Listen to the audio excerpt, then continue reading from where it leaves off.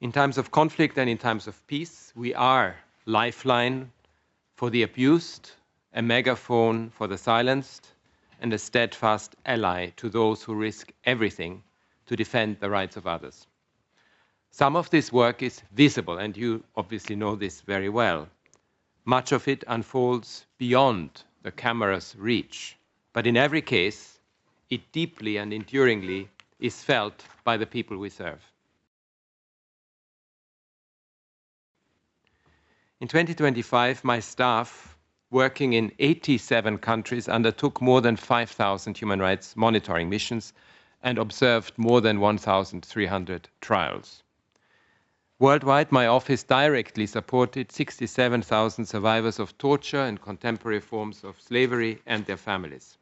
We documented tens of thousands of human rights violations, including hundreds of abuses against journalists and human rights defenders, and exposed discrimination in more than 100 countries.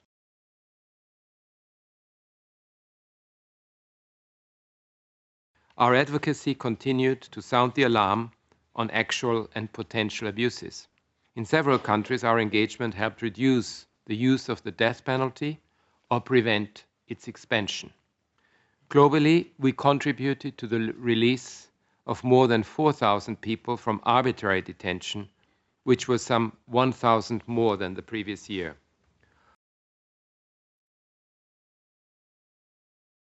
All this work aims to bring the stories of victims to the world, countering secrecy, which is the oppressor's strongest ally, and challenging injustice and impunity.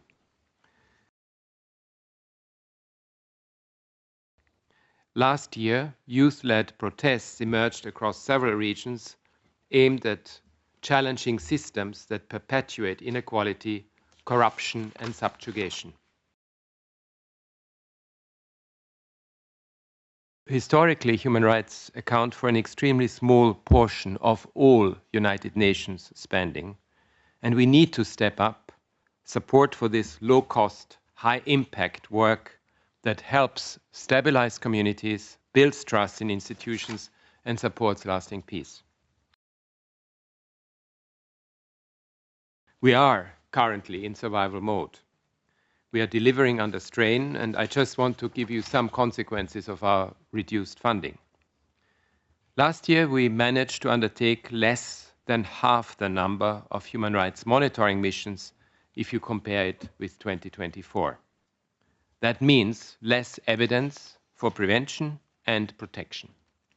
We reduced our presences in 17 countries, including some with fragile transitional justice processes. In Colombia, for example, our office had to reduce our engagement in the peace process and our assistance to indigenous peoples and people of African descent. With 3 out of our 8 offices in the country now closed, many human rights defenders, especially women, are left without protection. At a time when truth is being eroded by disinformation and censorship, we had to curtail our support for its guardians, journalists and human rights defenders. Less support for civic space means more surveillance and more repression. These cuts and reductions untie perpetrators' hands everywhere, leaving them to do whatever they please. With crises mounting, we cannot afford a human rights system in crisis. In 2026, we will need to be even more ambitious, agile, and creative. We will connect with new audiences in new ways, advocating and mobilizing for human rights globally. We will seek partnerships of greater scale and ambition, meeting people and social movements wherever they are. Our estimated needs for 2026 amount to $400 million in voluntary funding. And we need more unearmarked and timely contributions so we can respond quickly, as human rights cannot wait. The cost of our work compared to so many other costs is low. The human cost of underinvestment is immeasurable. At this critical juncture, this amount will enable us to defend all rights, civil, political, social, cultural, and economic, of all people.